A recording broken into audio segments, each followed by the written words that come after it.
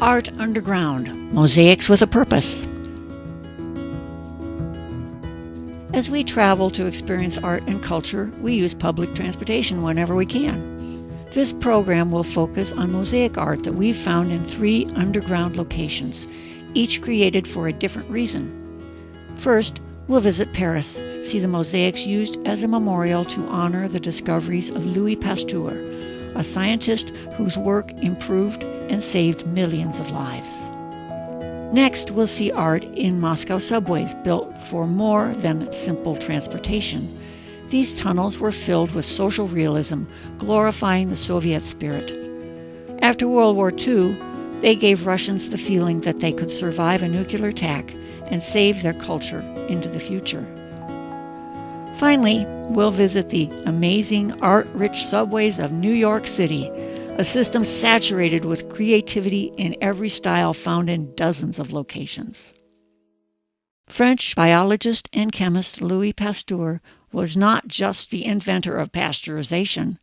He also developed successful vaccines for rabies and anthrax, saving millions of people. After his death in 1895, his wife Marie created a gorgeous crypt beneath his Paris laboratory. Architect Charles Griot drafted plans for a vault modeled on the tomb of Galla Placidia in Ravenna, Italy. Painter Luc Olivier Merson covered the walls with images, and then Auguste Gilbert Martin Workshop did the mosaics.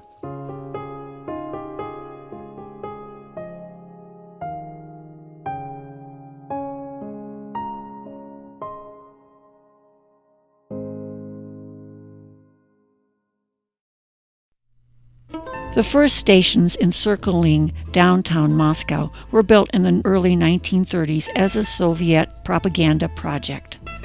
Unlike the dirty utilitarian subways in other cities, Moscow Metro brought the grandeur of royalty to the masses.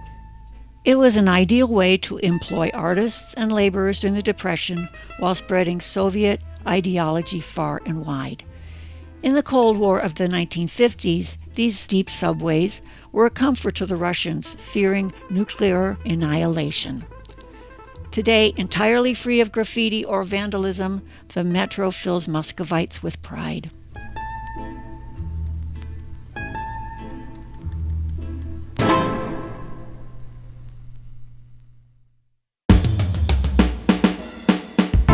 As graffiti and vandalism became rampant in the 60s and 70s, the New Yorkers demanded government action. In 1984, the Transit Authority began a 5-year program to eradicate the problem. By 1989, the last graffitied train was removed from service, stations were cleaned up, and new ones built, and mosaics became an important feature. They were bright, easy to clean, and they inspired confidence in the commuters. This map shows nearly 50 locations where subway mosaics exist, many created in the early 90s, some as recently as last year. What follows are samples of just a few of these locations.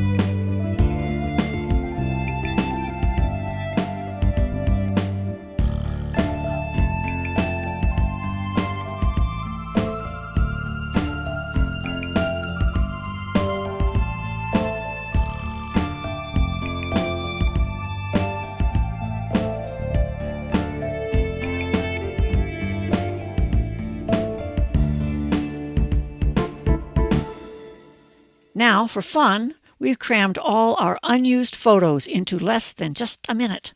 Here we go!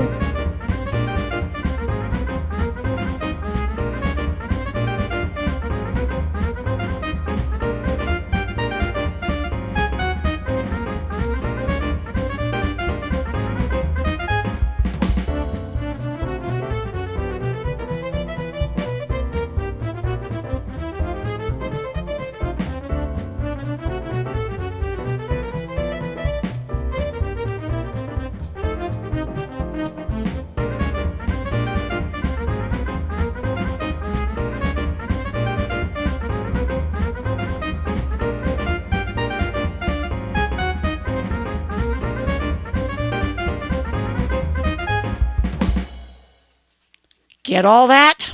I hope so. Just remember, when you're in a brand new town, you might find great art underground.